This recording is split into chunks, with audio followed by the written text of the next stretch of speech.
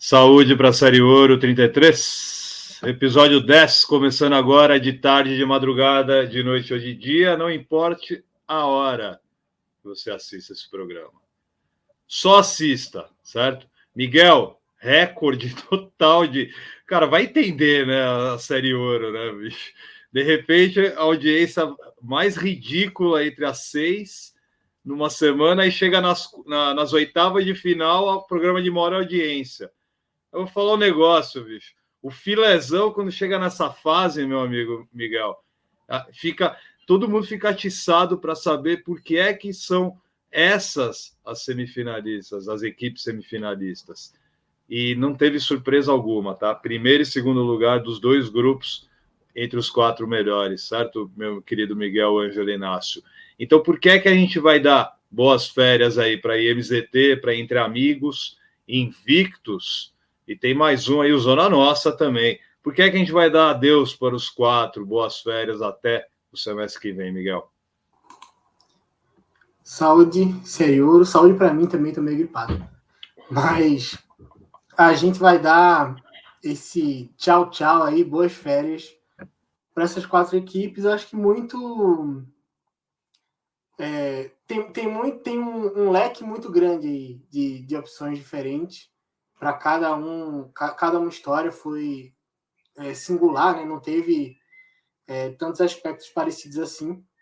E acho que isso foi interessante também de ver, apesar de ficar nessa coisa também, né, de o favorito venceu, né? Todos os times que estavam esperando para estrear esse mata-mata nas quartas de final venceram, ficou uma coisa meio óbvia, né? Mas acho que nenhum jogo foi muito igual ao outro, não. Você acharia o Entre Amigos zebra entre os 4 melhores, por exemplo? Não, de forma alguma. Nem o IMZT? O IMZT, acho que especificamente por ter sido o último colocado, né? Era o time, inclusive, que estava com a pior colocação entre esses times que chegaram às quartas de final, o único sexto colocado de grupo, e estava enfrentando um time que a gente sabe que é uma pedreira para qualquer um, né? Acho que o Machu Picchu, ele só não é favorito quando entra uma semifinal, que aí basicamente ele está todo mundo no mesmo nível, né? Mas via de regra, a maioria dos jogos o Machu Picchu é o favorito, né? Então não tem como você não falar que não seria zebra se o MZT tivesse passado. E por que 5-1 para o Machu Picchu? O IMZT estava montado lá, que eu vi. Quer, Holanda, Lê, nossa senhora. É um baita de um time do IMZT. Eu acho mó barato, né, que eu ouço todas as divisões, eu acho mó barato, né, as divisões lá de baixo, os caras desafiam mesmo. Se eu tivesse na Ouro, nossa senhora, meu time ia detonar, né? Então, os times lá, meu, IMZT, por exemplo, o que eu mais ouço é isso, né? Como se fosse facinho chegar aqui na nossa divisão de elite e ganhar de uma equipe que já é tradição já na Série Ouro. Né? Não estamos falando de um time estreante na divisão, nós estamos falando de uma equipe que está fazendo a sua terceira edição seguida, pelo menos. Então, cara, é duro ouvir algumas coisas, Miguel, no sábado, viu, brother? Mas eu ouço. E aí eu tenho que ponderar aqui na hora do programa, porque o IMZT se estivesse na prata, estaria disputando o título, bronze estaria entre os 4 semifinalistas, tranquilamente, aço a mesma coisa. Só que o Miguel acho que matou a charada quando ele fala, cara, o Machu Picchu ele só não vai ser o favorito, por exemplo, contra o Wake and Bake, que aí é 50% para cada lado. Nos demais jogos, ó, por exemplo, no confronto direto que ele teve com o Invictus, naquele estágio dessa Ouro 33, acho que foi terceira rodada, segunda ou terceira rodada, o Machu Picchu levava um certo favoritismo para cima do Invictus, inclusive, né? Então, o Machu Picchu só não vai ter favoritismo contra os gigantes do mesmo patamar que ele. Contra o MZT está abaixo mesmo do Chupicho, não tem como. O Chupicho tem uma equipe muito forte, isso que não contou com o Cauê nesse jogo. Então, outra goleada, né, no reencontro das equipes. Talvez o placar seja um pouco elástico, mas não a vitória do Machu Picchu. 5-1, Miguel. É isso. Acho que sempre quando as pessoas olham de fora, né, sempre fica essa expectativa, mas a prática, ela sempre difere muito. Quantas vezes a gente não já falou que esse MZT candidato a cair, né, e tá aí firme e forte. Eu fui conferir, é a 5ª seguida do MZT na Ouro já. Vai para 6ª, né, inclusive, no semestre que vem. E eu acho que especificamente nesse jogo tem alguns pontos que são o seguinte. O primeiro é que, querendo ou não, por exemplo, né, Guigui fez uma partida muito boa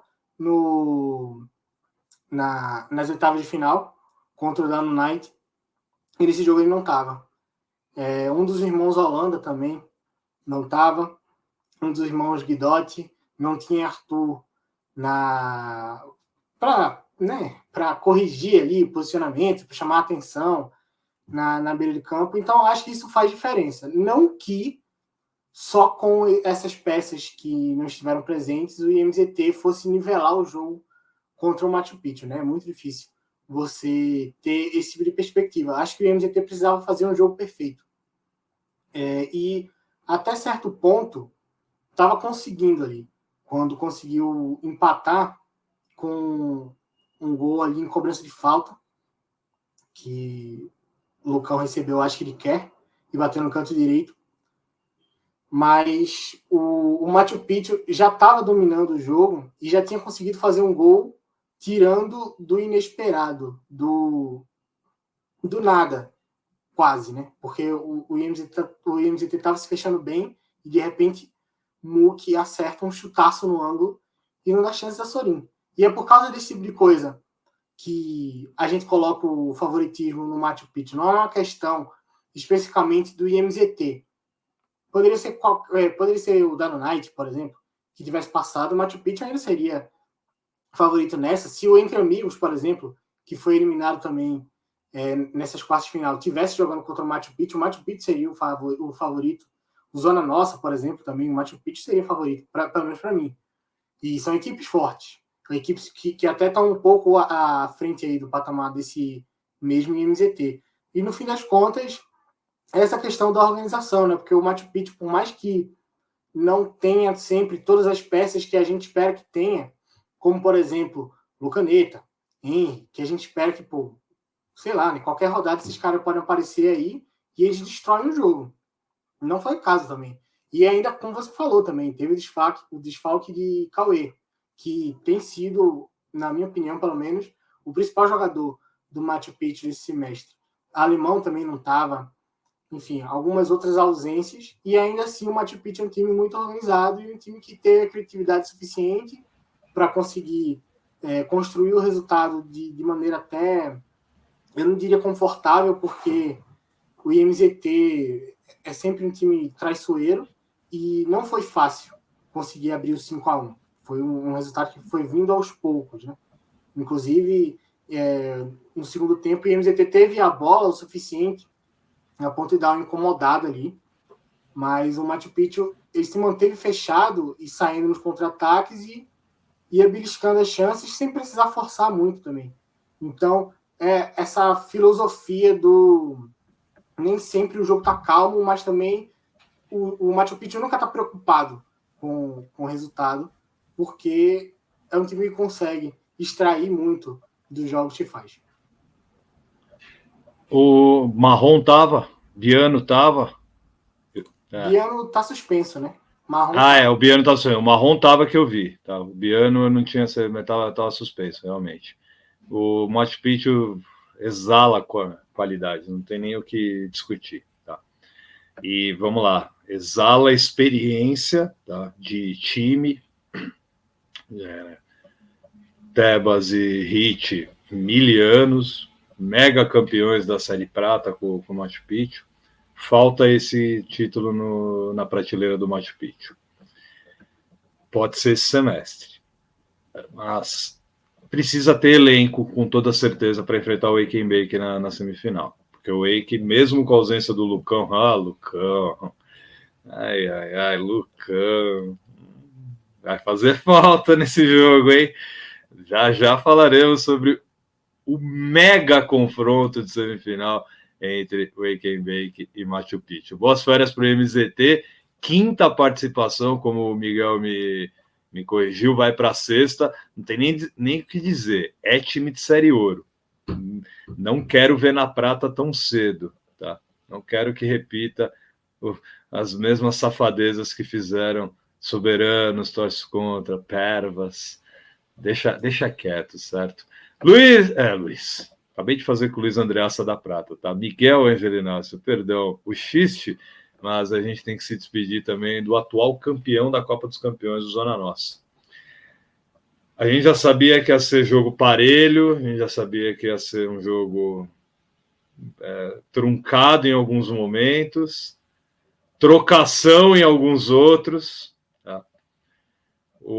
Já vem subindo juntos aí, pelo menos desde a Bronze 22, vencida pelo Zona Nossa, né? Eliminou o Panela nas semifinais e ganhou do Cassius de Ramos na grande decisão. O Zona Nossa foi longe nessa Série Ouro, se a gente for pensar que é um elenco muito jovem, né? Muito jovem. Pode não parecer em dados momentos de um jogo, mas nos poucos outros momentos nitidamente a gente vê que tem uma instabilidade emocional natural, né? Porque vem uma pressão de jogadores mais velhos. Né? Isso também ajuda a explicar um pouco o empate milagroso do Panela, né? Que levou para a prorrogação e depois conseguiu na morte súbita a sua classificação para as semifinais. Panela é uma equipe que esbanja experiência, não tem nem o que comentar. Zona Nossa está pegando cada vez mais cancha, cada vez mais casca. Isso é importante ressaltar, por isso que eu sempre coloco o Zona Nossa em 1 ano e meio levantando o troféu da Ouro, porque esses meninos estão crescendo. Eu acho isso formidável e importante para quem gosta da divisão, acompanha a divisão há muito tempo ou recentemente, ficar bem esperto. O Zona Nossa vai levantar um caneco ainda da Ouro. Não foi agora, porque o Panela precisava encontrar o amiguinho na semifinal, né, Miguel? Precisava, né? E tem uma freguesia aí também, né? À vista. Mas, enfim. Relacionado ao Zona Nossa especificamente, eu acho que o peso do Zona Nossa ter acabado se desclassificando também gira em torno dessa questão dos desfalques. É um papel diferente do que acontece com o Machu Picchu e com o IMZT, porque os dois times estavam desfalcados e, como eu falei, mesmo se o IMZT tivesse completo e o Machu Picchu não, ainda assim seria um jogo difícil, né? Para a Zona Nossa e Panela, acho que é diferente, porque o Panela tende a ter geralmente os mesmos jogadores. Pode ter alguma falta ali de um ou outro, mas de maneira geral, as peças que formam a espinha dorsal do time sempre comparecem e também, de certa forma, não sei, acho que talvez eles sintam um pouco menos o desgaste por terem um entendimento melhor de como trabalhar o físico durante o jogo. E eu estou falando isso especificamente porque, por exemplo, você não vê Joninhas ficar fora de campo por muito tempo. Você não vê Profeta, Rubão, Mate, enfim. Ninguém fica de fora por muito tempo. Eles podem até, senta ali, descansa um pouquinho, mas depois os caras vão voltar, eles vão voltar mais ou menos na mesma intensidade, né? O Zona Nossa, eu acho que, e eu venho falando disso desde a fase de grupos, faz um jogo, às vezes, que acelera demais e isso acaba desgastando. Por isso que a rotatividade é um pouco mais importante para esse caso. apesar de certas figuras também não se ausentarem, né, que também formam essa espinha dorsal desse time. Especialmente, que eu estou falando de Braz, Mota e Fábio. A questão no primeiro tempo, o Mota não estava. Acho que ele chegou, já estava no segundo tempo e o Panela já tinha virado o jogo. Estava vencendo por 2-1. E aí isso faz diferença, né? Quanto mais minutos de Mota, melhor. Até porque bastou ele entrar e junto com o Fábio, ainda que não tenha participado de todos os gols, né? O Zona Nossa conseguiu fazer a virada, conseguiu colocar um 4-2 ali, que parecia que já estava tudo encaminhado, e muito bem encaminhado, inclusive. Mas aí o jogo desanda e o Panela agiu um pouco diferente do que de costume, né? Porque geralmente o Panela, quando começa a perder, começa aquelas rusgas ocasionais ali, as coisas tendem a piorar, né? Mas dessa vez, né, quando o time levou a virada, eles falaram, não, pô, a gente vai conseguir empatar, dá tempo, e a gente tem como dar conta do Zona Nossa. E no fim das contas, eles realmente deram. O Zona Nossa, acho que abdicou também muito de atacar, perdeu várias chances, inclusive. E não é uma questão também só de particularizar a ausência de Mota ou não.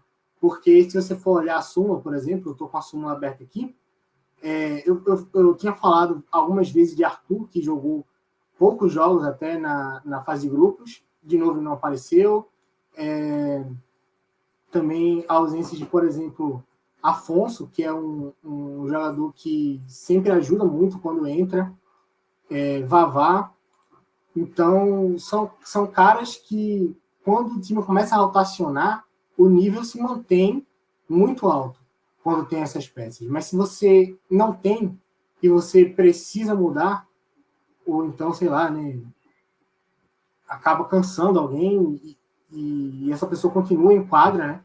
E é um fator especificamente para esse jogo, porque os gols aconteceram, já estavam em 25. Os 2 gols do Panela para empatar foram nos acréscimos já. E o gol que foi o gol de ouro, né? Foi no primeiro minuto dessa prorrogação. O Zona Nossa não conseguiu nem tocar a bola.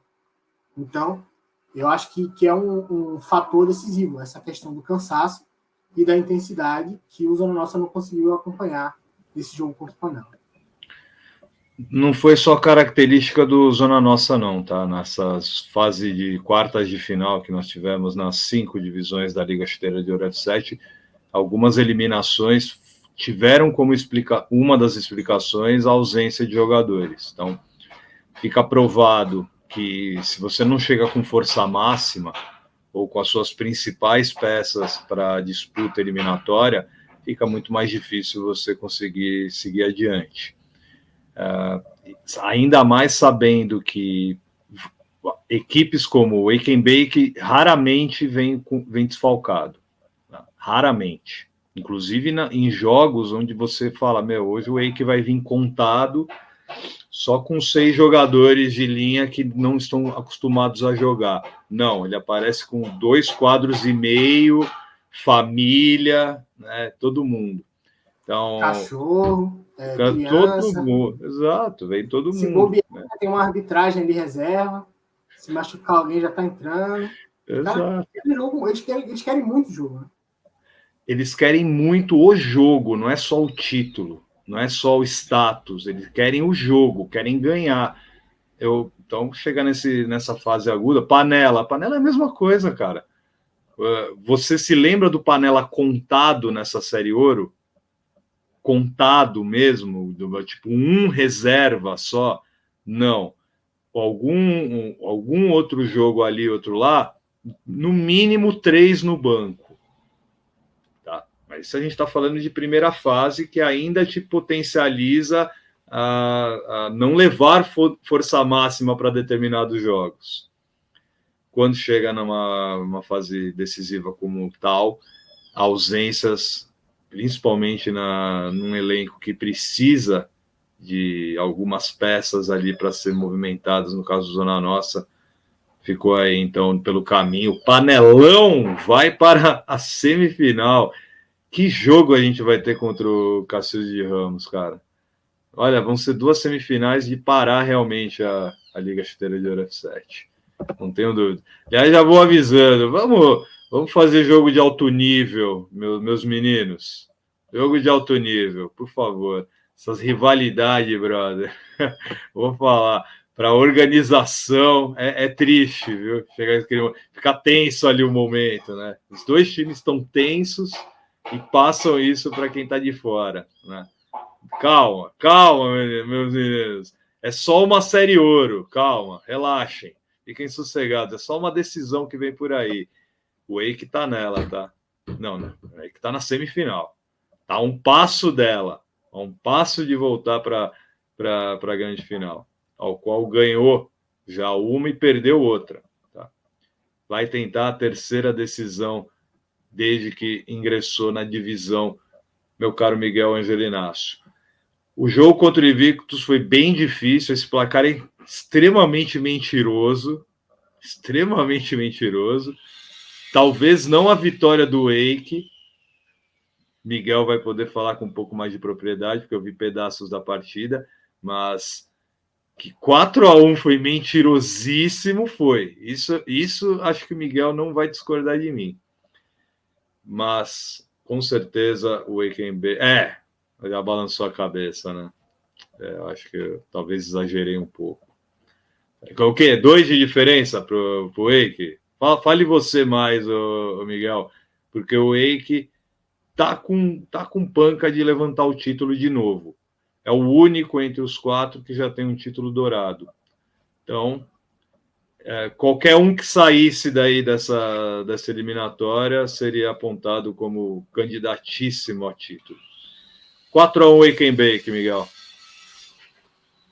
Acho que a grande questão, e é a mesma coisa que eu te falei no programa passado, é que o Wake and Bake é o detalhe. Né?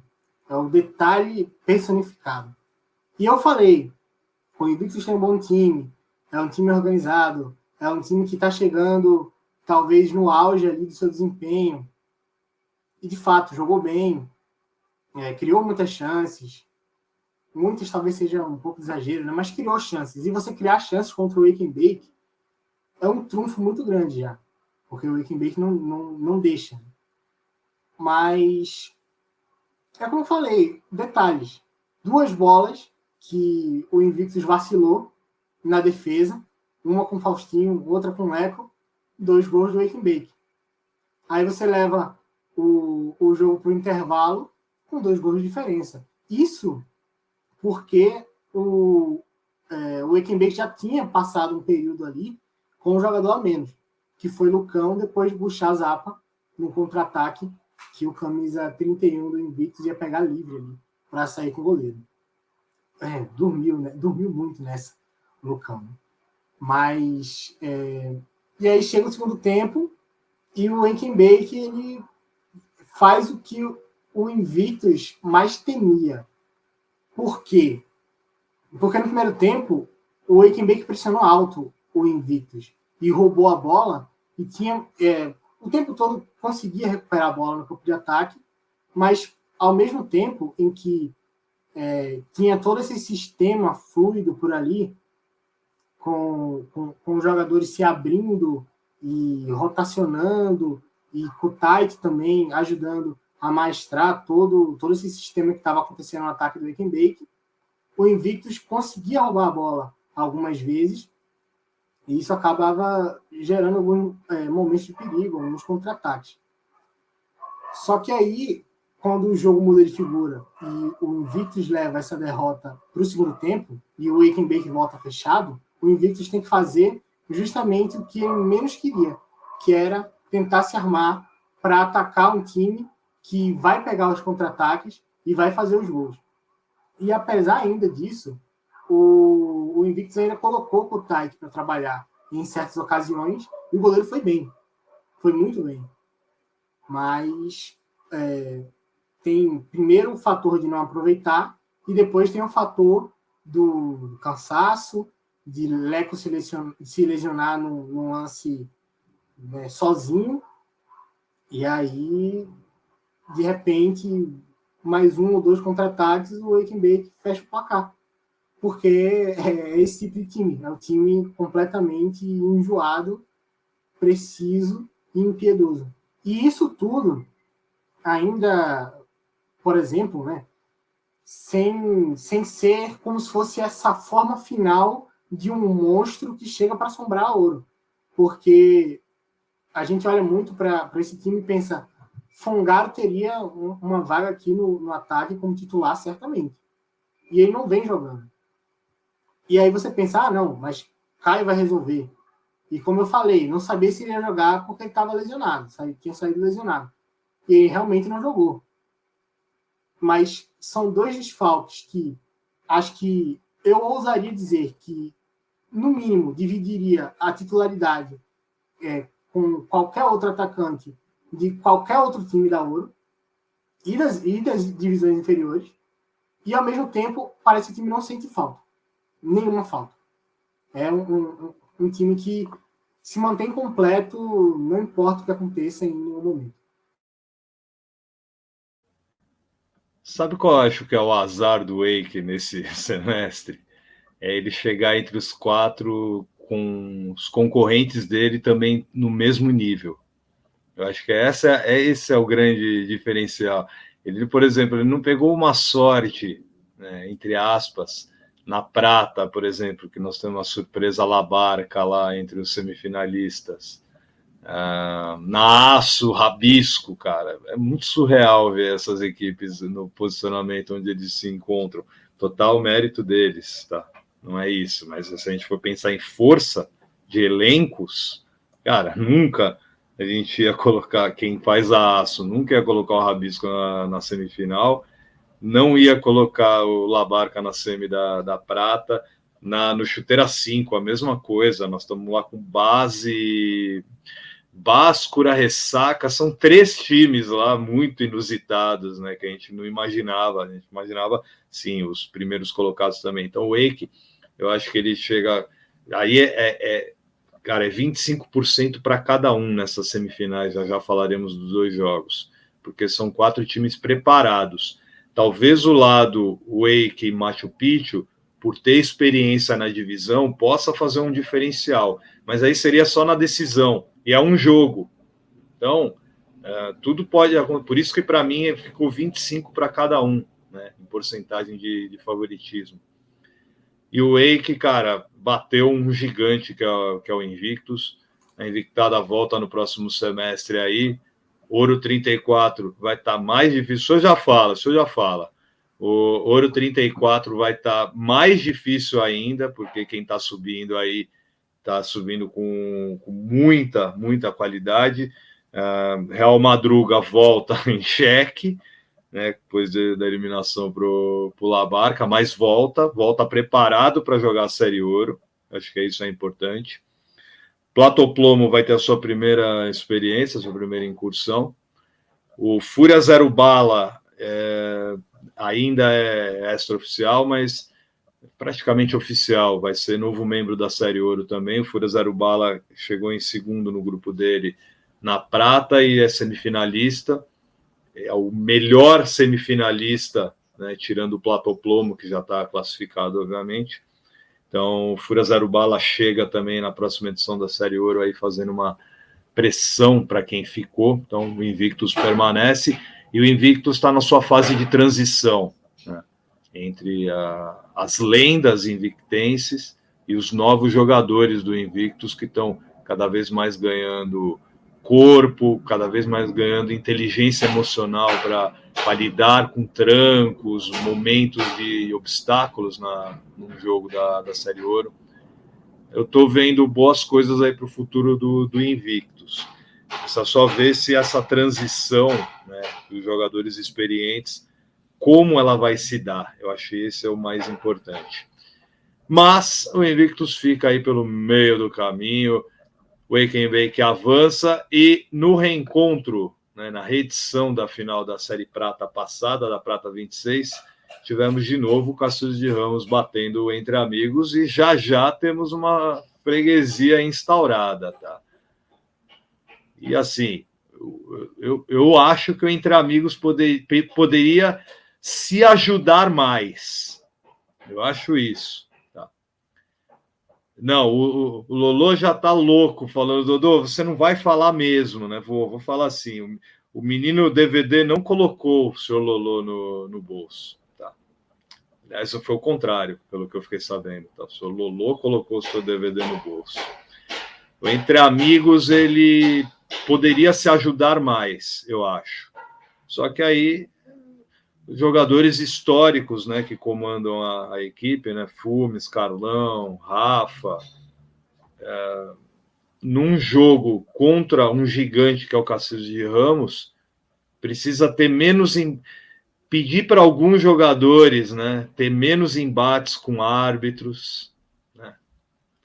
Isso aí, num ponto do jogo, mina a cabeça. E olha que o Entre Amigos ainda foi buscar o empate. Eu acho isso mais surreal ainda. Você falei, caramba, agora que buscou o empate, o Cacildes não segura, não. Né? Tanto que eu já vi do Entre Amigos, o tanto que eu converso com o pessoal do Entre Amigos, falei, ó, tá louco. Monagatti ali, que pô, tá louco, é um timaço o Entre Amigos. Só que nós estamos falando de um outro timaço também. Subiu sem parar em divisão alguma. Campeão da Copa Estrelato, campeão da Prata, vice-campeão do Chuteira 5, vice-campeão da Bronze. Ah, louco, bicho. O Cacildes de Ramos você não pode vacilar nunca, nunca. Vacilou, já era. Desconcentrou 1 milésimo de segundo, já era. 4-2, Cacildistas, meu querido Miguel. 4-2 e só voltando no ponto do Wake and Bake, da questão de encontrar um adversário fácil ou não pela frente, eu acho que dá para abrir um grande debate aí em relação a se existe esse adversário, se existia esse adversário em algum momento. É lógico que, se você for contar a fase de grupos, talvez os 4 rebaixados não foram grandes adversários, né? Diria até que tem exceções, e em jogos particulares tem exceções, porque, por exemplo, o Wake and Bake fez 7-5 no tosse contra. É um resultado de muitos gols, mas, por outro lado, foram só 2 gols de diferença. Né? Se fosse 2-0, ia ser a mesma coisa. E 2-0 em futebol de 7, a gente sabe que é um resultado que não é tão confortável assim. A qualquer momento ele pode derreter. Foi muito isso que aconteceu nesse jogo também. Né? O Cacildes, ele tinha um resultado na frente ali, uma vantagem em cima do Entre Amigos, e pareceu muito encaminhado, porque Vitão chegou no banco e fez muita diferença de maneira imediata. Né? Por mais que o Entre Amigos ele quisesse controlar o jogo ali, de certa forma, não conseguiu fazer com que o seu jogo fosse tão fluido quanto precisava. E acho que um dos pontos para isso era a falta de ter alguém que entrasse no jogo para ousar mesmo. Por mais que tivesse DVD, por mais que tivesse Filipinho, eles não foram esses jogadores nesse jogo especificamente. Em parte também porque foram bem marcados. E em outra parte também porque Viola foi absurdo na defesa. Ele anulou muito bem o Monagatti ali no começo do jogo. E no primeiro tempo, inclusive, mesmo com a vitória parcial já do Cacildes, eu estava considerando ele como o melhor jogador em campo. Só que aí não tem como ignorar duas coisas, né? A primeira é a entrada de Vitão. Vitão não. Eu vou falar de Vitão também, mas especificamente agora falando do Entre Amigos, é a entrada de Diego, que foi um cara que chamou a responsabilidade, partiu para cima e matou o jogo. E um ponto-chave aí, do que você estava falando em relação à arbitragem, é o seguinte: o Entre Amigos, em todo jogo você pode aguardar que vai acontecer. Em algum momento alguém vai reclamar com a arbitragem e vai ficar aquele clima ruim. Porém, a diferença é o time que joga contra o Entre Amigos tem que saber lidar com o que o Entre Amigos vai fazer. Se eles querem arranjar confusão com a arbitragem, deixa eles arrumarem. O Cacildes não deixou. O Cacildes entrou na briga junto. E acho que isso é um reforço muito grande do porquê que a partida acabou descarrilando ali, né, pro Cacildes, porque acabou se distraindo também. E aí, nessa distração, foi que Diego conseguiu um espaço para fazer um golaço. Um golaço no ângulo esquerdo de Lino, e empatou o jogo. Só que o ponto-chave, e aí eu posso começar a falar de Vitão finalmente, é que Vitão estava num dia absurdo. Ele já tinha feito 2 gols em favor do Cacildes, e né, o jogo volta e com 10, 20, 30 segundos, sei lá, pouco tempo depois, 1 minuto no máximo, depois do período de tempo do Cacildes nesse segundo tempo, depois que o Inter Milan tinha empatado, o Vitão vai lá, faz o terceiro, e só mais um pouco depois ele puxa um contra-ataque absurdo pela direita, drible da vaca, passou por 2, chegou na ponta, cruzou, pelo Lula botou para dentro. Então, não, é uma questão também do imponderável, né? Do que esse jogador consegue fazer, e sempre contra o Inter Milan, né? Porque foi ele quem decidiu o título da Prata no semestre passado, e é ele de novo quem é o carrasco do Inter Milan, eliminando esse time tão bom das quartas de final para chegar às semifinais. Se o Cássio de Ramos fosse gerenciado pela galera do Originais, com certeza teria memes, posts, dizendo, né, que o Vitão é o pai do Entre Amigos, então, segundo Miguel Ângelo Inácio. Cássio de Ramos é muito qualificado. Já tínhamos alertado isso. E assim, às vezes as pessoas creem muito nos influencers, né, em apresentadoras, e deixam de assistir com os próprios olhos. Tá? A gente fala porque é o Cassius de Ramos que está fazendo partidas consistentes, algumas exuberantes, outras nem tanto, mas sempre numa média elevada. Então, o Cassius de Ramos estar na semifinal é muito natural. O Entre Amigos, se chegasse entre os 4 melhores, também não ia ficar feio. Ia ser bem representado também. Ficaria bem representado as semifinais. Só que a gente pensa num time que se classificou em quarto de uma das chaves, foi o vice-campeão da Prata passada. Então, teria até um pouco de um olhar menos, digamos assim, apaixonante ali para o Entre Amigos na semifinal. Para mim, chega um dia também, no mínimo uma semifinal. Só que precisa ver o gerenciamento do elenco. Tá?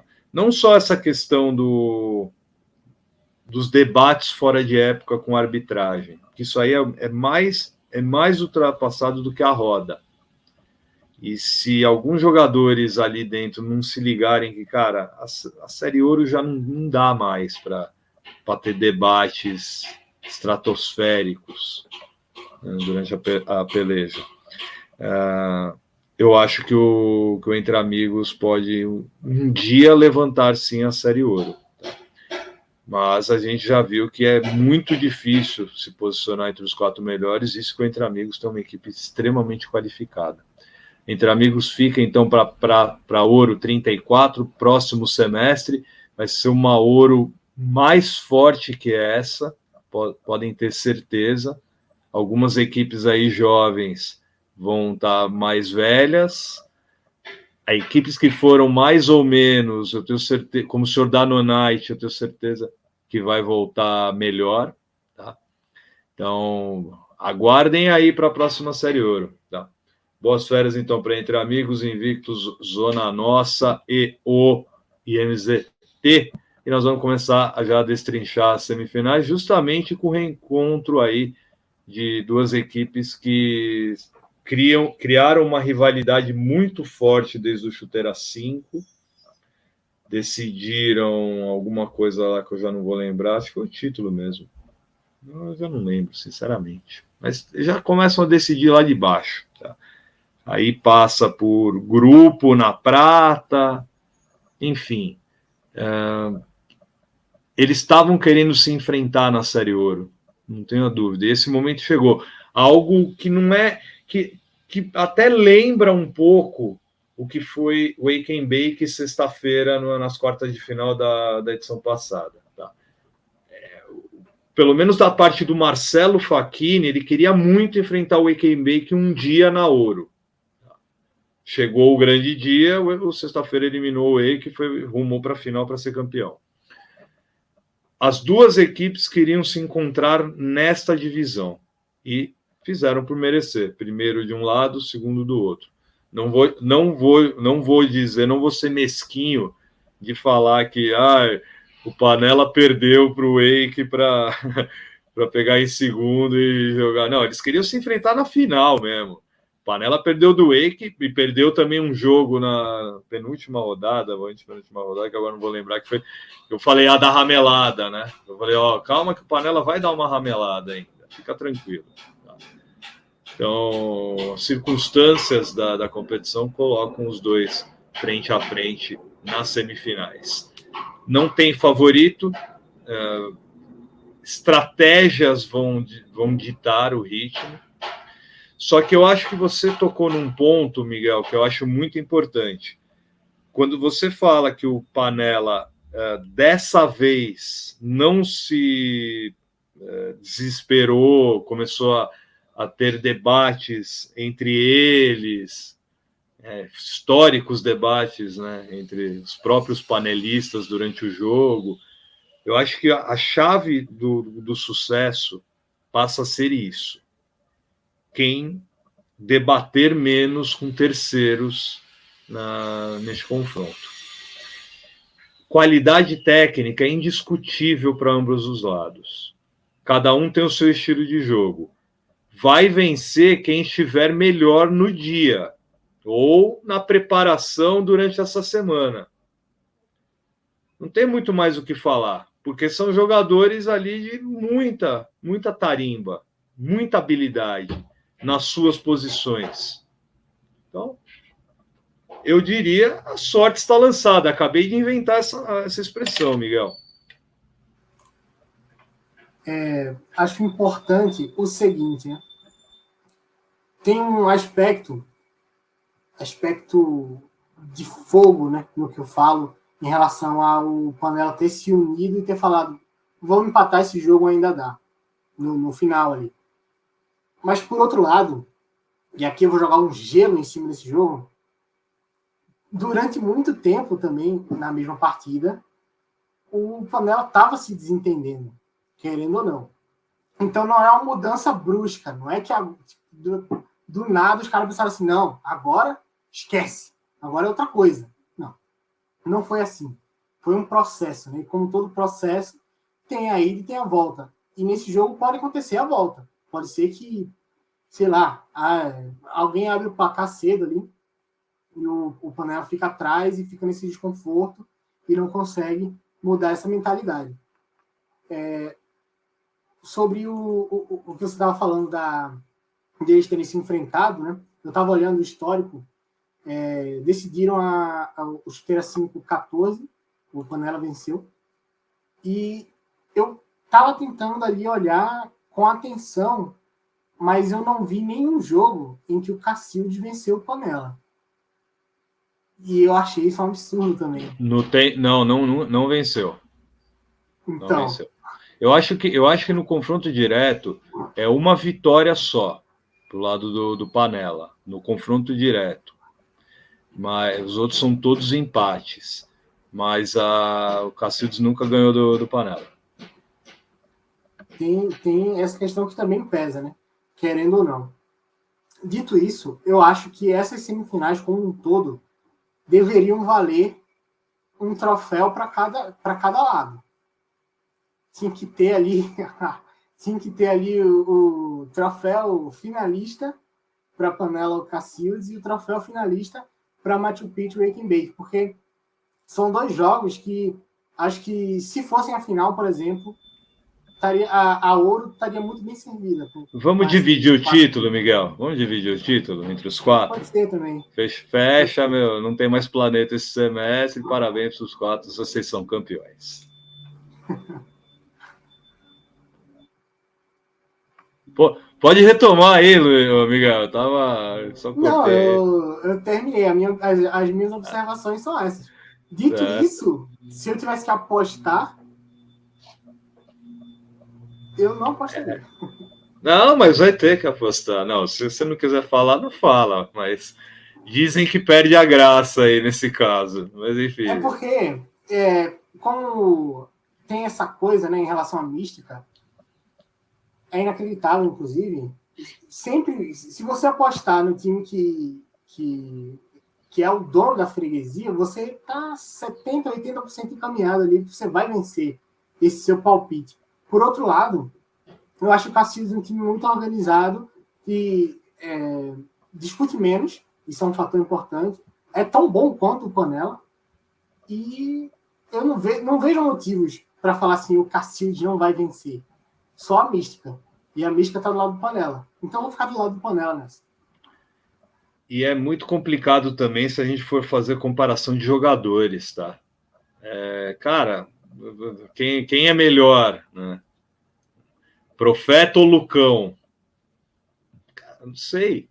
Os dois são ótimos. Eu queria ter os dois no meu time, né? Sei lá, Caio e Mate, talvez, eu possa fazer comparação. Joninhas, sei lá, com Caio. Biel com Batá. Enfim, cara, tem. Vitão e Rubão. Vitão e Rubão, cara, perfeito, mano. Perfeito. Viola e Leite, quem é melhor, brother? Não tem, mano. Esquece. Isso vale também para. Nossa, eu tô citando os caras do. Eu citei cara do Wake and Bake, né? Que viagem. Ó, já tô colocando na final, já, Wake e Cacilhos de Ramos, hein? Tô viajando aqui. Madeira e Viola, sei lá, cara. Léo, é louco, bicho. Né? São jogadores de altíssimo nível que formam duas equipes aí extremamente qualificadas e preparadas para levantar a taça. Cacilhos de Ramos ganha 1-0, na opinião do Dudu. Cacilhos leva essa. Não, vai acabar isso aqui, ó. Vai acabar isso aqui. Este jogo, eu tô para te perguntar, Miguel. Não é inédito, né, cara? Mas se aconteceu já, acho que foi uma vez só na história da Série Ouro, porque os dois normalmente caem em grupos separados. Não lembro de ter esse confronto, mas já deve ter tido, sim. Puta, já estão na 7ª, 8ª Série Ouro seguida. Então, vale o mesmo, cara, para Cacilhos e Panela. Aqui, se a gente for ficar fazendo comparativo de jogadores, é por preferência mínima, né, que um vai ganhar do outro. Não tem como. E vontade, mesma coisa. Os dois estão com muita vontade de chegar na final e ser campeões. Não tenho o que dizer muito a respeito de Wake and Bake e Machu Picchu, mas talvez o histórico dos confrontos possa dar um caminho, Miguel. Você teria essa informação na sua mente? Eu cheguei a vasculhar também esses confrontos. Eu não achei. Eu não achei nenhum confronto entre o Wake and Bake e Machu Picchu. Me surpreendeu muito, porque o Wake and Bake eu acho que está na Ouro desde 2018 ou 2017. 19. O Wake está desde 2019.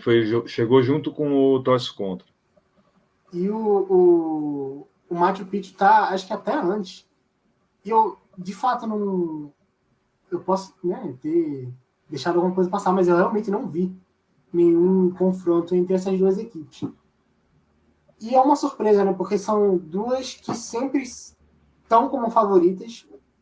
E acho que nos 3 ou 4 últimos semestres sempre estavam nesse bolo junto com o Tosse Contra e com Invictus desde a largada né, da Ouro, mesmo sem partida alguma disputada ainda. São duas equipes que já chegam com essa moral.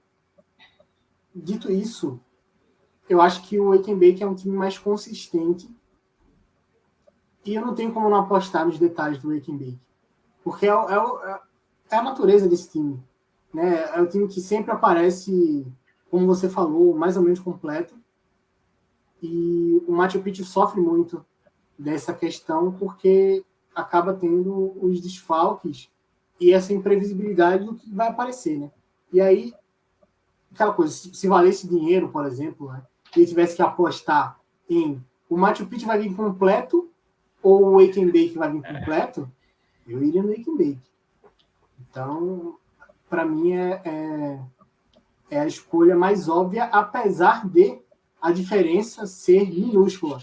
E aí, o minúsculo me remete justamente aos próprios detalhes que são o Wake and Bake em formato de time. Cara, é muito curioso mesmo jogarem tantos semestres juntos e não ter a gente não ter lembrança de confronto. Eu também acho que não teve, não. Eu juro. Por exemplo, chegou o Wake Invictus nas quartas de final. Eu posso lembrar que o Wake ganhou já nesse semestre, na fase de grupos. Não, fase de grupos não. Semestre passado ganhou do Invictus. Já tiveram pelo menos uns 2 a 3 confrontos onde o Wake sempre se saiu melhor para cima do Invictus. Então tem pelo menos uma referência. Não é esse caso. Esse caso a gente fala, puta, meu, e ainda primeiro e segundo, muito próximos.